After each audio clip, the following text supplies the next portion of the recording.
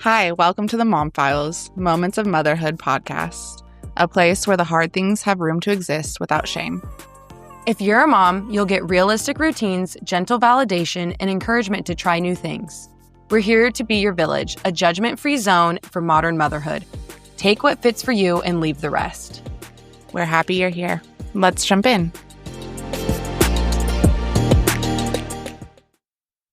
Welcome back to the Mom Files. I'm Aleea. And I'm Hav. And today we are going to be diving into why savoring every moment makes us want to scream, like when you hear it.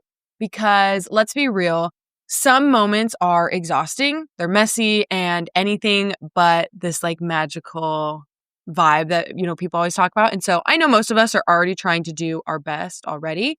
And it's funny, I actually had said something like this by default, and I think it was in episode 4. And Hav pointed it out that both of us are people who aren't fans of hearing it. But it's just so easy to default to it, especially when you just don't know what else to say. So we figured we'd kind of talk about it because we understand that people mean well. And there is some truth to it, but I'm sure we aren't the only ones who have a bit of an issue on this topic. So let's talk about it. Why is that so annoying? So I guess to kind of start, I don't know, Hav, do you want to start? Do you want to? Yeah, I can start. I think that just like jumping into my mind is, I think there is truth to it, right? Mm-hmm. Like you want to savor every moment. And sometimes I wonder if that's why it makes me like so angry when people say, it's like, obviously I want to savor the moment. But like you said at the start, sometimes things are just really messy and they're chaotic, and newborns and infants, toddlers, even our emotions, like a lot of it is just difficult and hard to process in the moment. And it's really hard.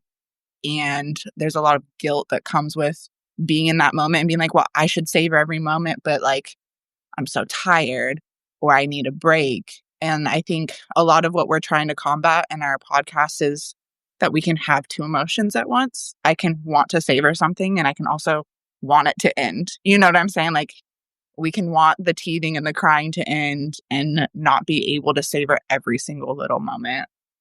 But it's hard for us as a society to be like, okay, we can be upset and like also care at the same time.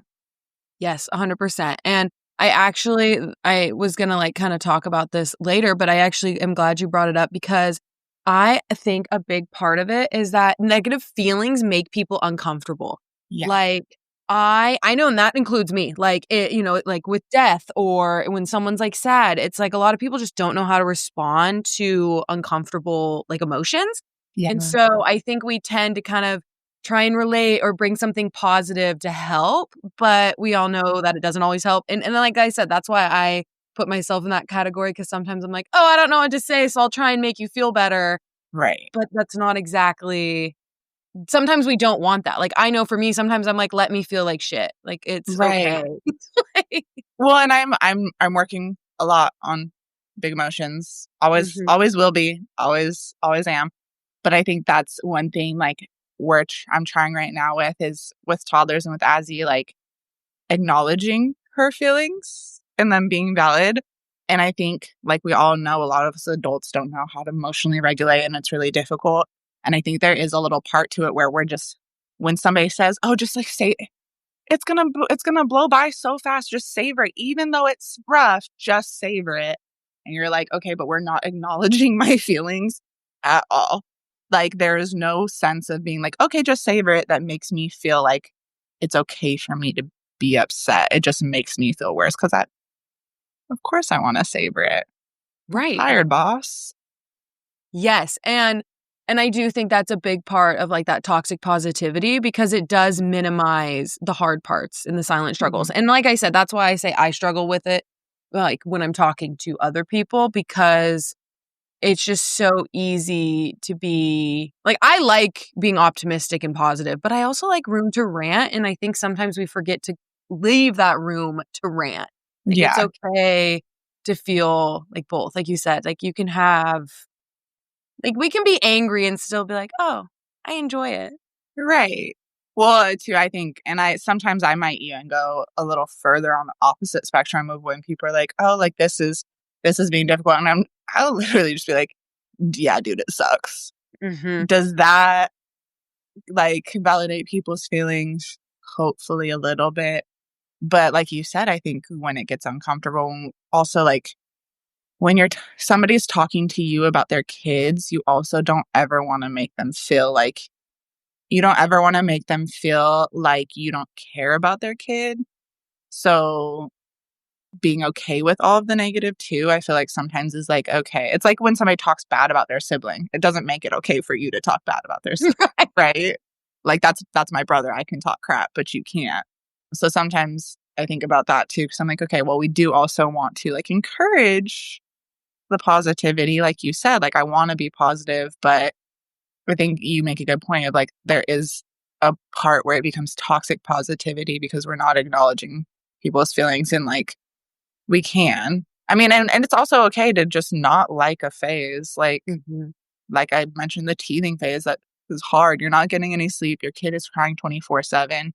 And then they smile for 2 minutes a day. And I'm supposed to be like so ecstatic over that 2 minutes of smiles. Like, of course I'm happy for it, but the rest of all of the negative emotions are sometimes hard to battle. Yeah. And I think you make a good point. I was thinking when you said that, I also never want people to think I'm judging their parenting and thinking like, oh, you're a bad parent. And so it's like you Mhm. want to word things so you're not like, oh, I think your kid sucks or I think you're making a bad choice. Like you're trying to support them in a way, but also be like, hey, Right. there's just a lot of pressure. And I think there's a lot of pressure behind the phrase as well. And also feel like when you are hearing it, like you're like, oh, I'm doing something wrong. Like Right. as the mom that's hearing it too. Yeah, I think there's just a lot of pressure behind it. Totally. I think the mom guilt, at least for me, plays a big part because I know for me, like when people say that to me, I'm like, okay, now you think I'm like a horrible mom because I'm complaining about it. Yeah. Well, and it's funny because when you said not every phase, I honestly wasn't a huge fan of the newborn phase. And Hmm. sometimes you feel bad that you didn't love that phase. I did enjoy him being small and not moving and like in quotes snuggle, those things. But I'm like, it was also really long for me. We had a lot of crying and a lot of things that just felt difficult. And so it was hard because it's like I did want to enjoy it and I was trying, but you're like you said, it was also I was feeling, let's kind of get through this phase because I'm feeling really overstimulated and tired and overwhelmed. And so yeah, I think it is true. There's a lot of duality in it. Yeah. And well, and I remember too, like, being up in the middle of the night and like crying because I'm so tired. And then 5 minutes later being like, oh my God, but look at her little toes. Like I get to stare at her little toes. And so there is like, I think we forget that we are enjoying the moments and savoring the moments while they're hard. But I know for me, like in those hard moments before, I'm like, oh my gosh, her baby toes and they fit in my hand and they're so sweet and all these things. Before that, I'm feeling guilty because I'm crying because I'm tired and I just want my baby to go to sleep. And then in the back of my head, I'm like, but you're just supposed, these moments fly by. You're supposed to savor every second. It just, yeah.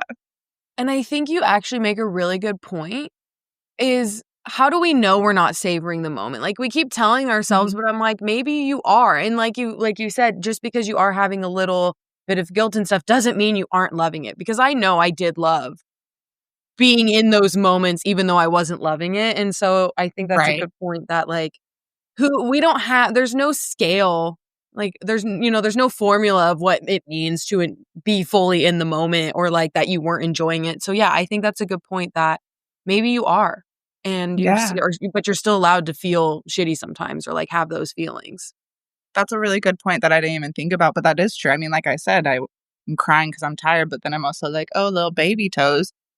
But when you're like upset, then is it society telling you that you're not like savoring it? What are we supposed to savor? Maybe like living in the negative too sometimes. I think I'm starting to get to the point where I think, can I just like be honest about the negative parts? It doesn't mean that I think that all of it is horrible, but like acknowledging that it was difficult or it is difficult or it will be difficult does not mean that I expect to hate it. It Mhm. just means that like I'm recognizing that this is going to be a challenge for me, and there are things that I'm going to have to face that are going to be hard.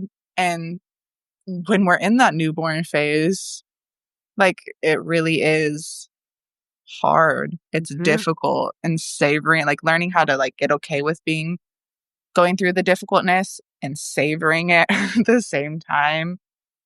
Yes, there's duality in emotions, but it's also hard sometimes to, like, do all of them at once. Mhm. Yeah, and you're so right. I think it's especially hard when you feel like you're in survival mode. It's like, Mhm.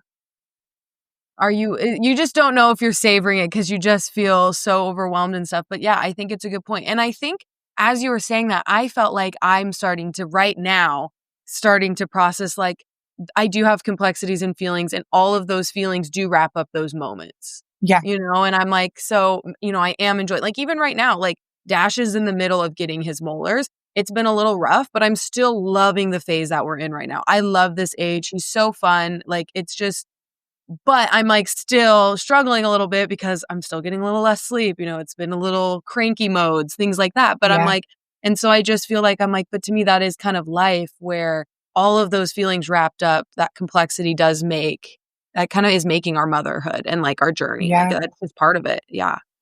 Well, and too, if everything was so easy that you were able to savor every little moment, it's like, do we recognize how good those moments are Right. without any of, like, the not so perfect moments? I know for me right now, this phase with Azzy is like you said, I'm loving learning her little personality, and she has, like, so much spunk, and the things that comes out of her mouth, like, is just so funny.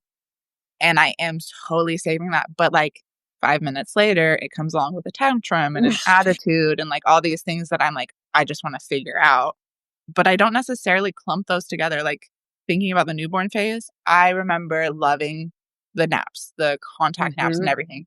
What it took to get to that contact nap, in my head, they're, like, separate, but I hated well, hated is a strong word. It was really difficult for me having to walk a mile of circles in my house to get my child to fall asleep because she wouldn't fall asleep laying down. But once she was asleep, oh, the sweetness. Right. And so I'm like, I do think we are enjoying it, but it can just be hard when there's so much pressure and feeling like, oh, you have to love every single second, blah, blah, blah. And it's like, okay, like, maybe you are, but you're also, we can still complain and be like, Yeah, what's happening right now?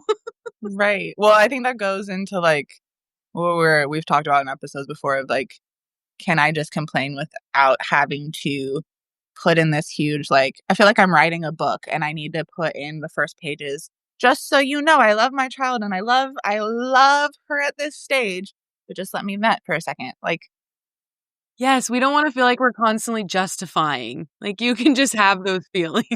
it's a lot of words, okay? That's a big word for Elmo. I just need a break. It is so true. And I think it is because of the way our culture is right now, but it is so true where we're like, I'm so sorry. I just, you, like, apologize before you've even said anything because you're like, I don't want us to be construed as, like, I hate being a parent or whatever. Yeah, that's so Right. true.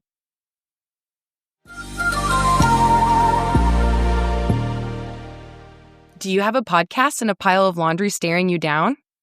Are you questioning your life choices during nap time or working at midnight with one eye open and three tabs running?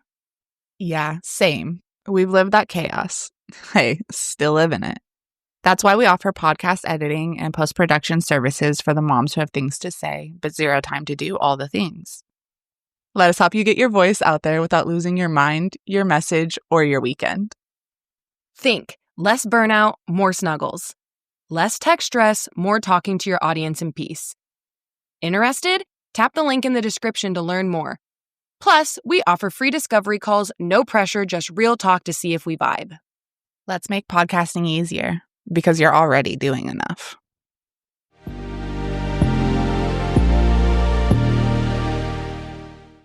But I think, with that, I'm curious, like, I'm sure there's others out there that are like me where we just default to say, savor every moment, or you just don't know what else to say. And so let's come up with some things that maybe would be better to kind of Yeah. help especially if, like I said, if you're like me and it's just easy to default. I know, like, one thing we've talked about, just allowing someone to vent and be like, hell yeah, I agree. Like, that Yeah. sucks. Like, you're sorry, but it sucks.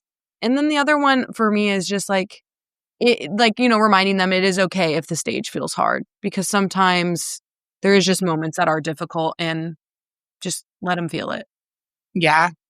I think 100% that's it, is just almost just not saying anything, like just being there in the moment, recognizing that I see this is hard for you. Again, it's kind of like how we're trying to learn how to talk to toddlers.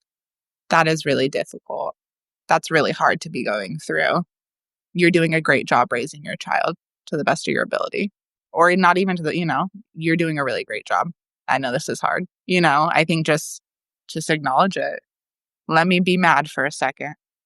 And, to add on to that, make sure, because I'm like, sometimes people won't vent. Also, if you do have friends and maybe you feel like you can let them know, like, hey, I'm here if you want to vent. Like, you can Mhm. say, because I think some people also might be scared or nervous to express themselves. So that's also a good thing, is to be like, hey, Yeah. The judgment free. yeah, I like Like, judgment free. Yeah. yeah. Because of course, I don't want to be judged. But if you say it, mean it. Don't go judging. Yeah. Don't go judging. Don't go turn around and go, you can't believe what Aleea said about how she's feeling about Dash right now. Aleea said that she needs a break. Can you believe it? She chose to Yeah. have a child and she needs a goddamn break.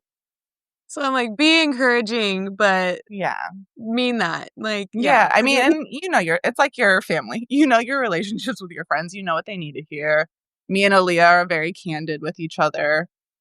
And I literally, with you, sorry, girl, you're being tortured. I love you so Mhm. much. But that might look a little different with a different friend. Right. Like, you might need a friend that needs that toxic positivity. You really, truly. And sometimes I will say that does help you get out of it. Like, I know there will be times where I'm just like, oh my gosh, like, what is going on with our child?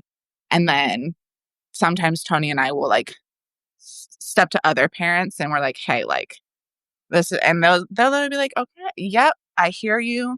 Just a reminder, she is 3. She's also like very well behaved for 3. Like, you have to remember there's other 3-year-olds who are doing XYZ, which, not to compare my child to other children, but sometimes that's really helpful just to put everything into perspective for me and be like, okay, we are doing something right. I think a lot of this all goes back to guilt and parental guilt, mom guilt, and just like feeling like you're not doing the best for your kid.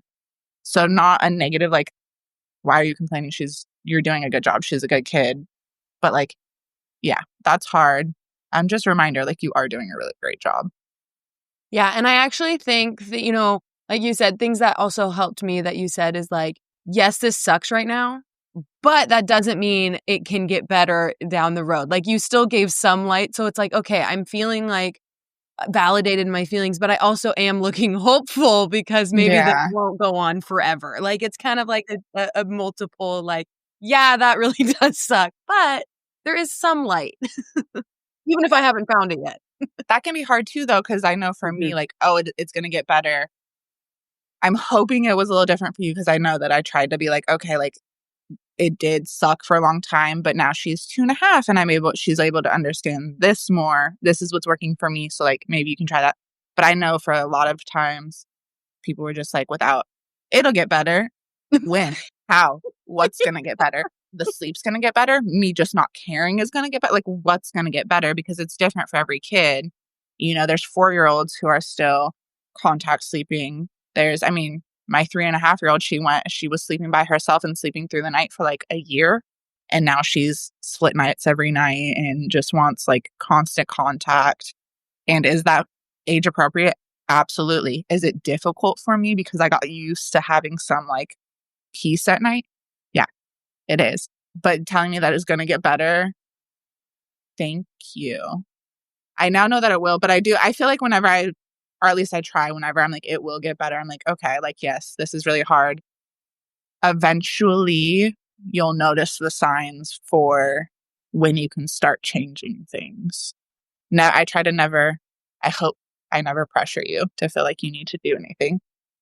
No, but yes, I think the examples help. Not just like, hey, that sucks, it will get better, but it's like, hey, this sucks, you know, this is what we're going through. Hopefully this gives you some future Yeah. hope. But like we've said, I mean, our kids are so different and like all kids are so different that doesn't mean Azzy's timeline is going to be Dash's timeline, but Right. it just gives you like a, hey, maybe this won't go on forever. Right. I know. I mean, with the molars, for like a month, I've been like, it's molars. It's going to be his molars. You're going to have like 2-3 more months of crappy sleep. And then hopefully you'll see the light of, whatever. But it is hard because there's no timeline and you're just like, I think it's been a month since you've seen proof that it's his molars. And it's all a guessing game because I was like hopeful that it was his molars. There's so many things that it could be. But I think just to bring it back into the topic, I think that's the difference between toxic positivity and realistic positivity. I'm not telling you like you're delusional and like you should get over the negative parts of it and having a child is this beautiful thing that you should just like be so grateful for.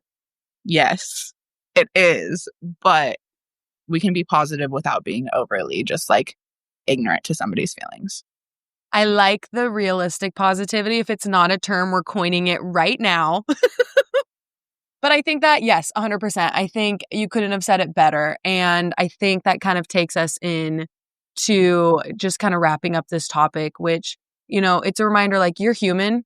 If you're feeling this way and if you're going through this right now and you're kind of wondering, how you're going to get through it, one, sit in it, just have your feelings. You're allowed to feel crappy and stuff, but it's also a good time to celebrate, the little moments. Like Hav and I were saying, maybe you are enjoying the contact naps or hugs or a laugh or maybe, car rides are helpful. Whatever it is, it's like you don't have to force joy 24/7, but it's like you can enjoy some moments while still being realistic and understanding that maybe not all. Just give yourself grace, It's okay to not savor everything. Hav, would you like to add anything? Yeah, give yourself grace and adjust where you can. I think I'm going to say this in every single episode. You know your family, you know it's best. Those contact naps for me, that's when I decided I'm co-sleeping. I did 4 months of trying and co-sleeping. It was still difficult, but so just take everything in stride. Do try to savor what you can. Be positive about what you can. It does really help to like kind of get out of your head as much as possible, but it's okay to not feel okay. Yes, 100%. And so with that, the next episode, we are going to be covering when working from home feels like you're feeling it both. We are both work from home moms and we get how hard it can be to balance both areas and not feel like you're drowning on both sides. So stick with us as we discuss that next week. Bye. Bye.